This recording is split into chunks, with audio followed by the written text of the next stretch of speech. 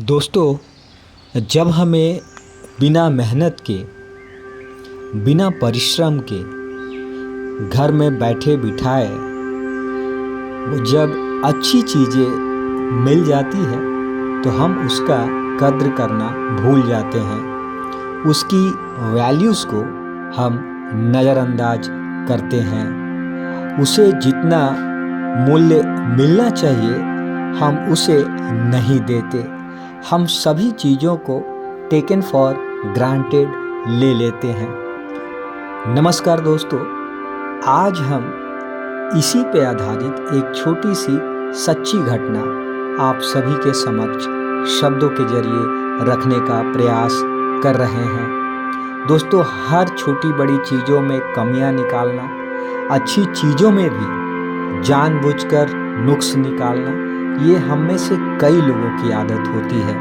और जब वही चीज़ जब नहीं मिलती है तब दिन में भी तारे हमें नज़र आने लगते हैं। तब हमें कहीं ना कहीं उस चीज़ की असली वैल्यू पता चलती है।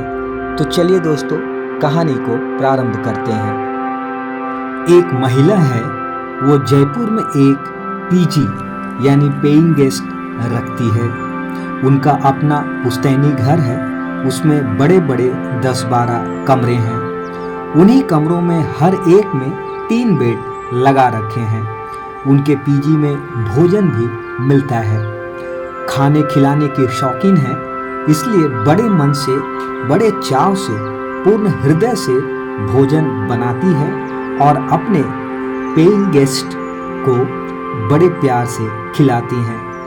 उनके यहाँ इतना शानदार भोजन मिलता है कि अच्छा से अच्छा शेफ नहीं बना सकता।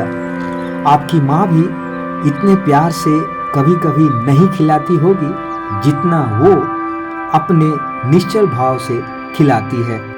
उनके पीजी में ज़्यादातर नौकरी पेशा लोग और छात्र रहते हैं। सुबह ब्रेकफास्ट और रात का भोजन तो सब लोग करते ही हैं। जिसे आवश्यकता हो उसे दोपहर का भोजन भी पैक करके दे देती है। पर उनके यहाँ एक बड़ा अजीबोगरीब नियम है। हर महीने में सिर्फ 28 दिन ही भोजन पकेगा। शेष 2 या 3 दिन होटल में खाओ। ये भी नहीं कि पीजी की रसोई में बना लो। रसोई सिर्फ 28 दिन खुलेगी, शेष 2 या 3 दिन किचन लॉक्ड रहेगी।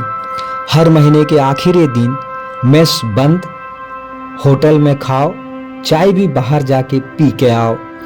मैंने उनसे पूछा कि ये क्यों? ये क्या अजीबोगरीब नियम है आपका? आपकी किचन सिर्फ 28 दिन ही क्यों चलती है? वह बोली, हमारा रूल है, हम भोजन के पैसे ही 28 दिन के लेते हैं, इसलिए किचन सिर्फ 28 दिन चलती है। मैंने कहा, ये क्या अजीबोगरीब नियम है? और ये नियम भी कोई भगवान का बनाया तो है नहीं, आखिर आदमी का बनाया ही है, तो बदल दीजिए इस नियम को। उन्होंने कहा, नो, रूल इज रूल। खैर साहब, अब नियम है तो हमें मानना ही होगा। उनसे अक्सर मुलाकातें होती रहती थी। एक दिन मैंने बस यूं ही फिर उस बात को छेड़ दिया, उनको उस 28 दिन वाले अजीबोगरीब नियम पे। उस दिन वह खुल गई और बोली, तुम नहीं समझोगे, शुरू में मैं ये नियम नहीं बनाई थी। मैं इसी तरह इतने ही प्यार से बनाती और इन्हें खिलाती थी, पर इनकी शिकायतें खत्म होने का नाम ही नहीं लेती थी।